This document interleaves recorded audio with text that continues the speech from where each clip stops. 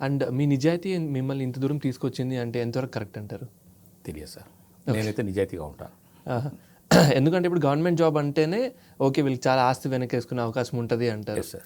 So but మీ విషయానికి వచ్చేసరికి అది అలా లేదు. మీరు గవర్నమెంట్ జాబ్ కంప్లీట్ చేశారు, అది అయిపోయింది, ఇప్పుడు సినిమాల్లోకి వచ్చారు, ఇప్పుడిప్పుడే ఇంకా మంచిగా సంపాదించడం స్టార్ట్ చేశారని చెప్పి విన్నాను. అవును సార్.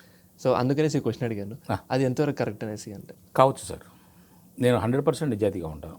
ఓకే. మోసము, అబద్ధము, ఈ మనసులో ఒకటి పైకి ఒకటి ఇవి నా దగ్గరికి రావు, నేను వాటి దగ్గరికి వెళ్ళను.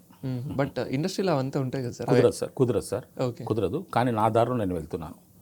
నా యొక్క ధర్మాన్ని, నా యొక్క అవసరాన్ని, నా యొక్క పరిస్థితిని నేను అనుకూలంగా చేసుకుంటూనే వెళ్తున్నాను తప్ప ఎక్కడ నేను దారి తప్పలేదు, ఎక్కడ నేను ఎటువంటి ఇబ్బందికి గురయ్యే అవకాశం కలిగించుకోలేదు. ఓకే. సరిపెట్టుకుంటున్నాను, ఉన్నదాంతో సరిపెట్టుకుంటున్నాను, వచ్చిన దాంతో తృప్తి పడుతున్నాను, చేయవలసింది చేస్తున్నాను, ఆరాట పట్టడం లేదు, వేరే ఆదుర్ద పట్టడం లేదు, హడావుడి చేసుకోవట్లేదు. ఉన్నదాన్ని, వచ్చిన దాన్ని మాత్రమే చక్కగా నిలబెట్టుకునే ప్రయత్నం చేస్తున్నాను.